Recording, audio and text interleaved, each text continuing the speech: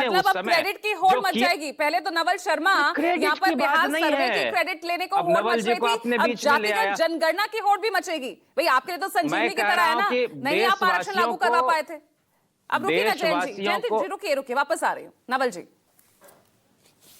देखिए, आपने जयंत जी से सवाल पूछा कि आपने जातीय जनगणना में कंट्रीब्यूट क्यों नहीं किया। इनके जो झूठे किसने नहीं बहाने थे, वो झूठे जो बहाने थे वो साफ साफ दिख रहे थे। अरे लालू जी चारा घोटाला में फंसे थे और उनकी सारी ऊर्जा चारा घोटाला से बचने में जाया हो रही थी, उसी की पैरवी में जाया हो रही थी। लालू जी को क्या पड़ी थी फालतू कि की बात जातीय कर रहे जनगणना हो कि नहीं हो। दूसरी बात यह कि ये बता रहे हैं कि 1996 में लालू यादव जी ने जिक्र किया था। हमारी पार्टी के सारे नेताओं ने मान्यवर नीतीश कुमार जी का एक वीडियो ट्वीट किया है, आप लोग जरूर देखेंगे उस वीडियो को और दिखाइएगा, जिसमें 1994 में माननीय नीतीश कुमार जी ने पार्लियामेंट में जातीय जनगणना के पक्ष में आवाज बुलंद की थी।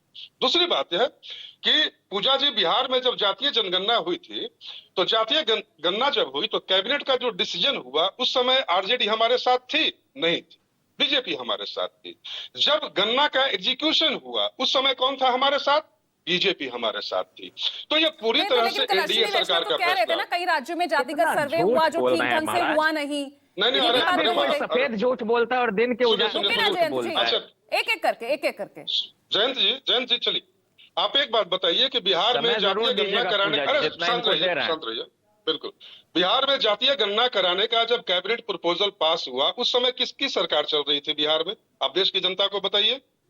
जब गन्ना के निष्कर्ष सामने आए तो 65% आरक्षण दिया गया। उस समय बिहार में किसकी सरकार चल रही थी, एनडीए की सरकार चल रही थी। अरे झूठ तो सरासर आप बोल रहे हैं कि ना आप 3 में है ना कहां 13 से में लाते है। हैं भाई? अरे लेकिन आरक्षण तो लागू नहीं करवा पाए ना, केंद्र में इतनी अरे मजबूत कहां से स्थिति के लाते हैं, साथ थोड़ा भी। ज्ञान वर्धन कीजिए, लेकिन पौधा कुमार दिखा दीजिए आप। सौरभ, जातिगत जनगणना का तो थोड़ा फैसला ले लिया, दीजिए, जाहिर तौर पर बात आगे आरक्षण पर जाएगी। और अब तो राहुल गांधी कह रहे हैं कि भाई निजी संस्थानों में भी आरक्षण लागू किया जाए, वो तो अपनी ये मांग भी आगे रख रहे हैं।